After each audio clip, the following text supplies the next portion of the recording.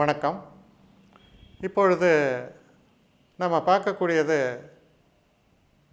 April மாத பலன்கள் துலாம் ராசிக்காரர்களுக்கு 2016ஆம் வருஷம் ஏப்ரல் மாத பலன்களை இப்பொழுது நாம் தொடர்ந்து பார்க்கலாம்.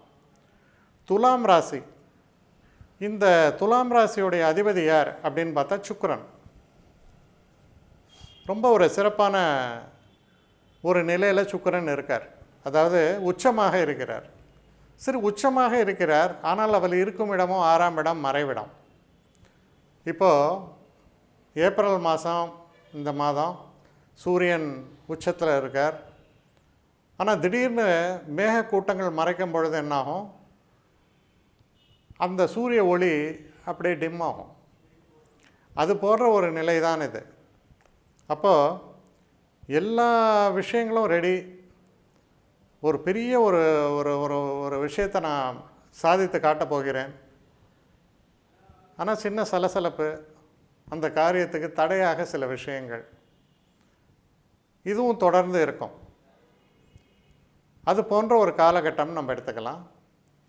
ஆனாலும் பெருசாக நினச்சாதானே சிறுசாவது நடத்த முடியும்னு ஒரு பழமொழி சொல்கிற மாதிரி, பெருசாக நினைப்பீங்க, பெரிய அளவிலே நடத்துவீங்க. ஆனால் சில தடைகள், அந்த தடைகளை மீறி வெற்றி பெறுவீர்கள்.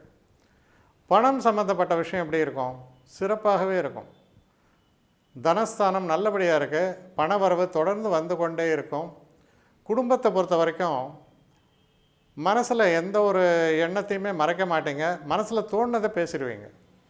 அதனால் சில சலசலப்புகள் ஏற்படலாம், இருந்தாலும் அவர்கள் உங்களை புரிந்து கொள்வார்கள். ஸோ குடும்பத்தை லைஃப்பை பொறுத்த வரைக்கும் ரொம்ப ஒரு சந்தோஷத்தை தரக்கூடியது.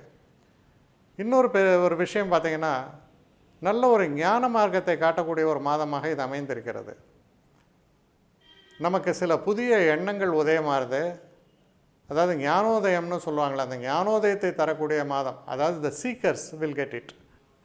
அப்போ எனக்கு ஞான மார்க்கத்தை பற்றி ஒரு எண்ணம் இருந்தால், இந்த ஞான மார்க்கத்தில் நான் செல்ல வேண்டும் என்ற ஒரு எண்ணம் இருந்தால், அதற்கான கதவுகள் திறக்கக்கூடிய ஒரு காலகட்டமாக அமையும். அதற்கான குருமார்கள் கிடைப்பார்கள். அதற்கான ஒரு அனுபவங்கள் உங்களுக்கு வந்து சேரும். அதே நேரத்தில் திருமணம் சம்பந்தப்பட்ட விஷயங்களில் சற்று எச்சரிக்கையாக இருக்க வேண்டியது அவசியம். ஏன்னா பெரும்பாலும் தோல்விகள் கதையை தட்டு கொண்டு இருக்கக்கூடிய ஒரு காலம். அதனால் திருமணம் சம்பந்தப்பட்ட விஷயங்கள்லாம் கொஞ்சம் எச்சரிக்கையாக கையாள வேண்டியது அவசியம்.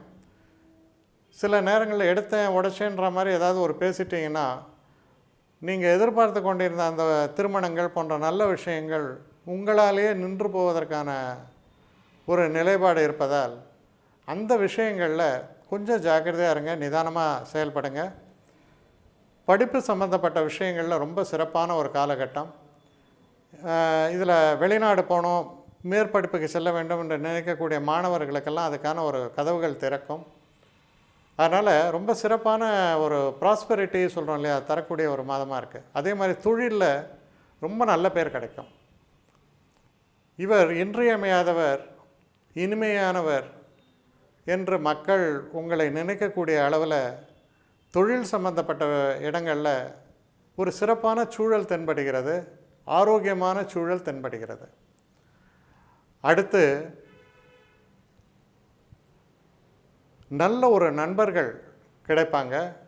ரொம்ப ஒரு இன்ஃப்ளூயன்ஷியல் ஸ்டேட்டஸ் சொல்கிறோம் இல்லையா, அதில் இருக்கக்கூடிய நண்பர்கள் அமைவார்கள். அதனால் நல்ல முன்னேற்றங்களை தரக்கூடிய ஒரு வகையில் அமையும். சில நேரங்களில் வீடு கட்ட வேண்டும் போன்ற எண்ணங்கள்லாம் இருப்பவங்களுக்கு அந்த எண்ணங்கள் செயல்படுத்தக்கூடிய அளவில் ஒரு இடத்த புக் பண்ணுறது, இந்த மாதிரியான விஷயங்கள்லாம் நீங்கள் நினச்சபடி உங்களுக்கு நல்லபடியாக நடக்கும். பெரிய கடன்களை எதிர்பார்த்துருந்த, இப்போ ஹவுசிங் லோன் இல்லை வெஹிக்கிள் லோன்ஸ் இது மாதிரிலாம் எதிர்பார்த்துருந்தீங்கன்னா அதெல்லாம் வந்து சேரக்கூடியதுக்கான வாய்ப்புகளும் பிரகாசமாக இருக்குது. மொத்தத்தில் சில தடைகள் இருந்தாலும் கூட மனசுக்கு சந்தோஷத்தை தரக்கூடிய, நல்ல தன வரவை தரக்கூடிய, குடும்பத்தில் சந்தோஷத்தை தரக்கூடிய ஒரு அற்புதமான மாதமாக இந்த மாதம் உங்களுக்கு விளங்கக்கூடும். வணக்கம்.